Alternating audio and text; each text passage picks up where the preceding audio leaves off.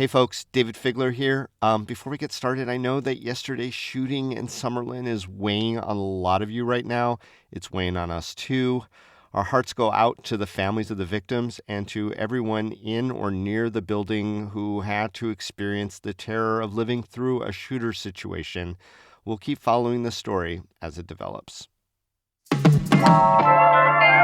I don't know about y'all, but I have been doubling up on my allergy meds lately. I'm Flonazing, I'm Zyrtecin.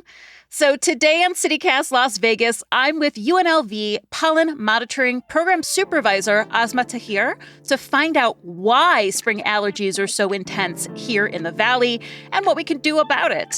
It's Tuesday, April 9th. I'm Sarah Lohman, and here's what Las Vegas is talking about.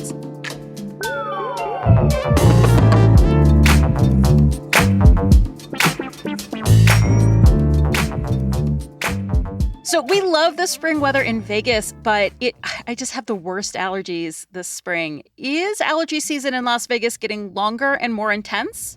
Well, this year is a little different from last year for certain species of pollen. January is ash. That usually pops up in the first or second week of January, and that did not happen this year. And the reason was that we were still cold. So we were like, okay, is it going to come back with other tree allergens? And which are the biggest offenders you might know are mulberry and olive in the city. Okay. Yeah, so we were hoping, okay, January went by, ash is not going to come back probably.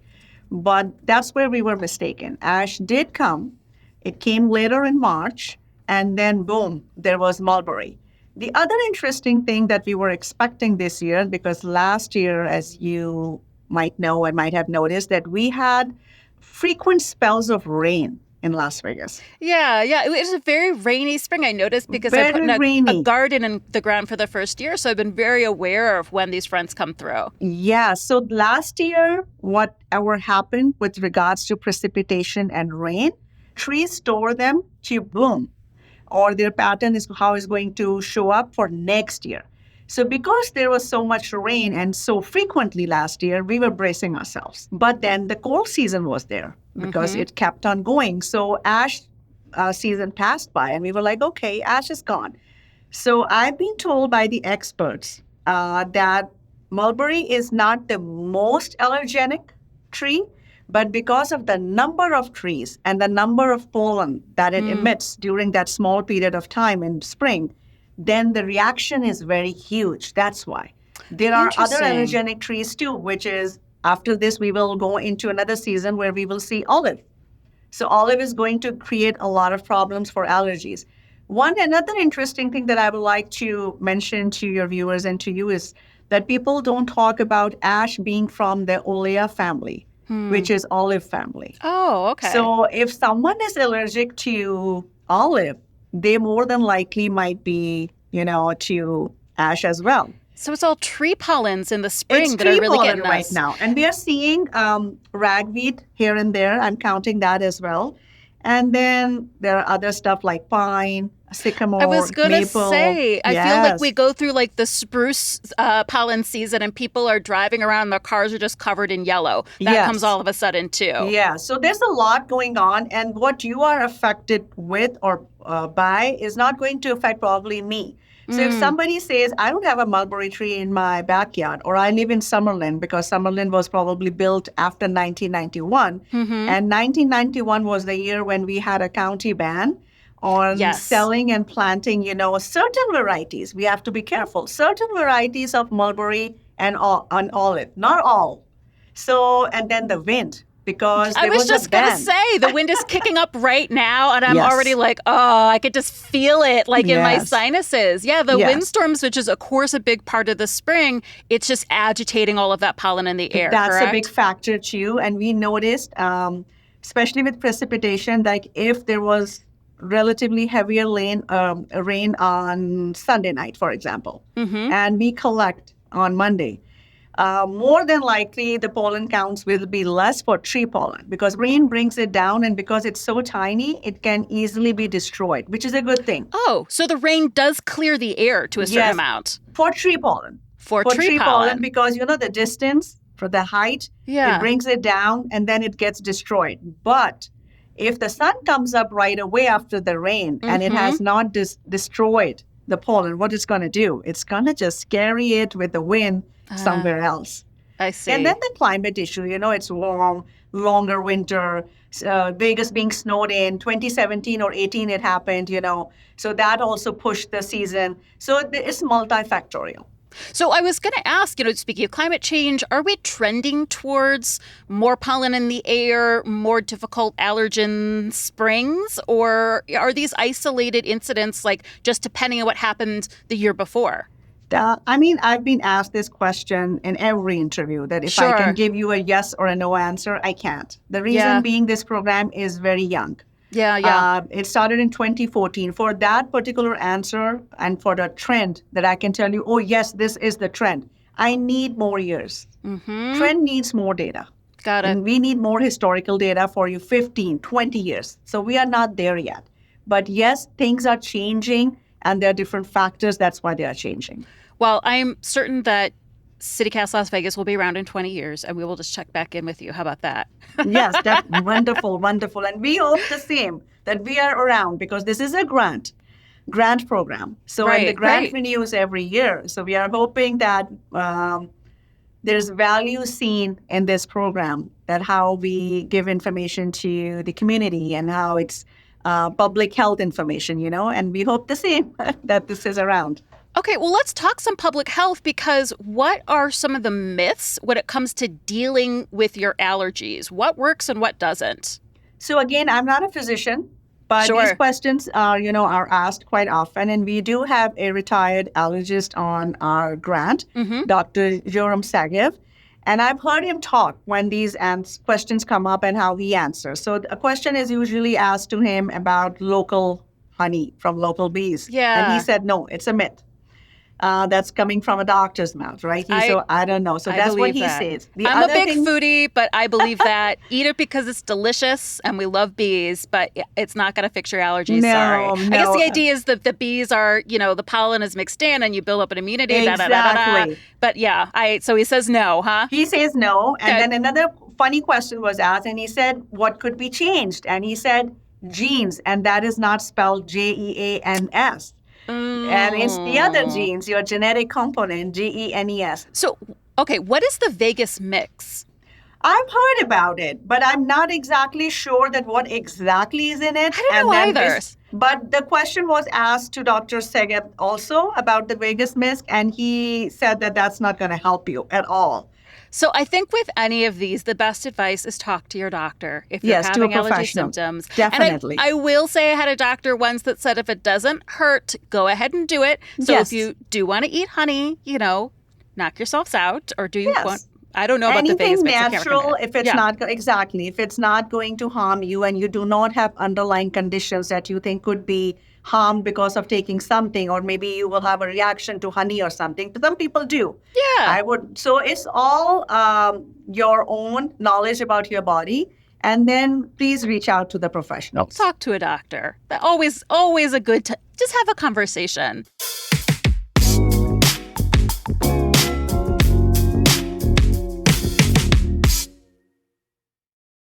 We've been drilling into some of the details, but can you give us a quick overview of what the pollen monitoring program actually does? So this program actually started in 2014. And initially, the program was or had only one National Allergy Bureau certified site, which is the UNLV site. So we have a sampler on top of a building over here at a certain height, and we had only one. What makes Las Vegas program very unique is that we have other 5 stations as well where we collect samples from. 4 of them are stationed at the land of school districts. So 2 schools in the southeast area, older Las Vegas, and 1 in Palo Verde High School. And then one of them is Ann in 95. The 6th one is in Jean, the desert, actually. So it's like 40 minutes drive from there. So that's what we do. So what the program does, that this is a grant, like I told you, the money is coming from school district. School district gets the money from air quality. And air quality gets this money from fines that are imposed on, vehicles emitting these emissions and all that. And the goal is that it has to be used for educational research purposes. And that's how we get that money. So what do those pollen collection stations actually look like? So the sampler is called a Burkhardt sampler. Mm-hmm. And that sampler is placed on top of a shed, actually. Mm-hmm. And that shed actually belongs to air quality. Mm-hmm. And they do their research within that shed, which has a door and one room. And then we climb up the ladder, and then a sampler is placed up there because there is a certain height recommendation for that sampler to be placed so that there are no blockages, no barriers, and pollen can easily be deposited on that sampler. So once you collect the pollen that's deposited on these, what did you call them? Collectors. It's a Burkhardt sampler, but in the Burkhardt sampler, we have the equipment has a head. Mm-hmm. So a 7-day head, because of course we cannot collect every day from all 6 different sites. We only collect daily from UNLV because we are supposed to report it every day except for the weekends. We come back on Monday and then report it. And then the equipment is called a drum. Mm-hmm. And then we grease the drum and put a Melanix grease tape on top of it, and it moves those 7 days, or the slide moves 24 hours and it moves up slowly for 24 hours. So with the impact of the wind, the pollen actually deposits on that grease. And then we bring it back. Mm-hmm. We stain the sample with a pink stain. And the reason we do that with a pink stain is this, because if we don't stain it, then the pollen will look very clear. We cannot identify one from the other. Mm-hmm. So then the pollen attains the pink color, and you can say, okay, this one is pine, this one is mulberry, this one is ash. You count it, put it up on our Excel sheets. We present it at different conferences throughout the year.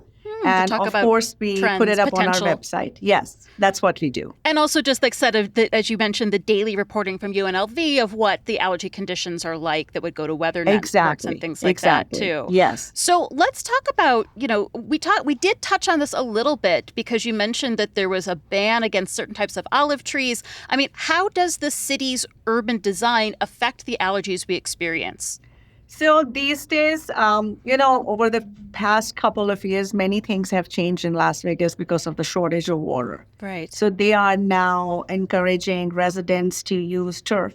Mm-hmm. Turf has its own, issues that it gets really warmed up, actually dictating how, like you said, the landscape would like to be or the city wants to be. They're going towards desert landscaping, right? Mm-hmm. But you also have to understand that many of the plants that are brought in here are not native plants. Right, even the desert-friendly ones. Even the desert-friendly ones. So that would be a problem. And we have to focus on that, just not on saving water.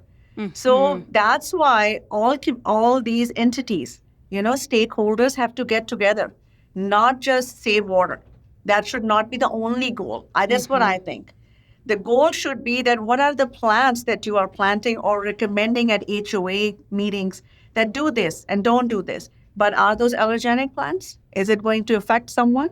How much pollen is dispersing from them? We don't know that. Mm-hmm. So yes, it's helpful in the long run that we are probably not planting mulberry trees, but only mulberry is not the issue. Right. There are so many other issues, and we really need to address those.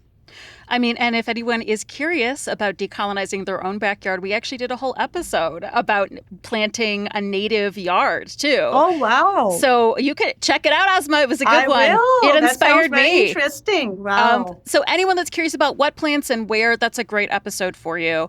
So for some of our more sneezy and environmentally sensitive listeners, what can they do to have a better quality of life in our Las Vegas allergy seasons?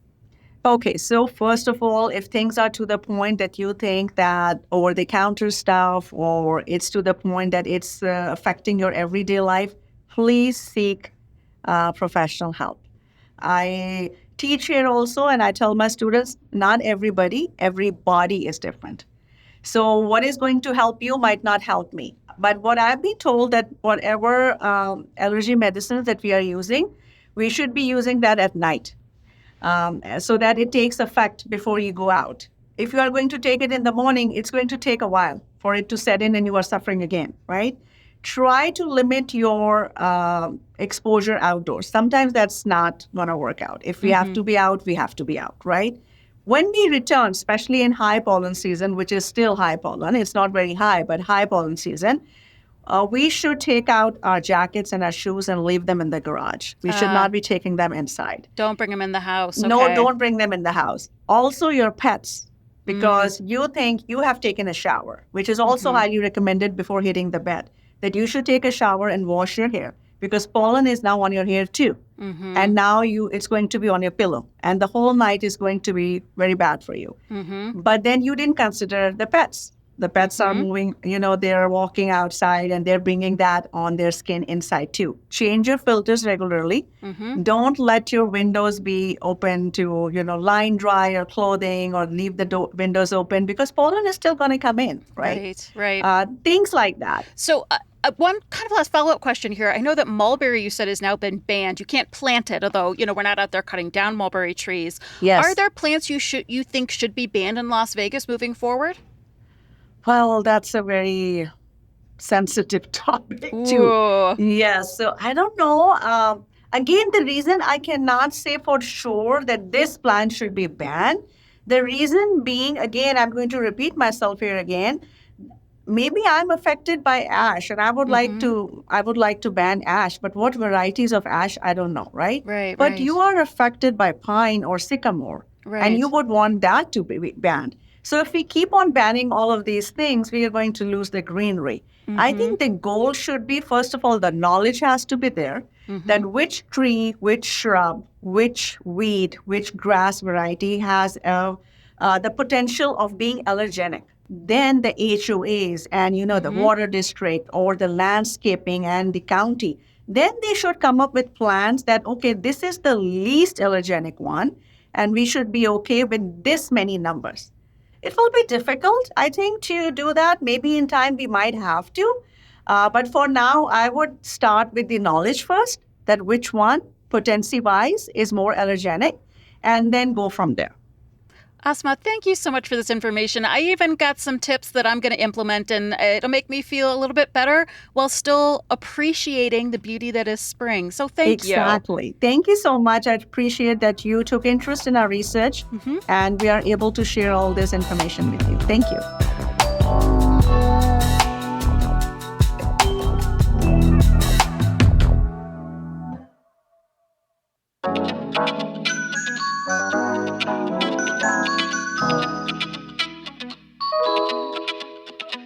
That's all for today here on CityCast Las Vegas. If you enjoyed this show, please rate us and leave a review wherever you get your podcasts from. And don't forget to subscribe to our morning newsletter. We'll be back tomorrow morning with more news from around the city. Take care.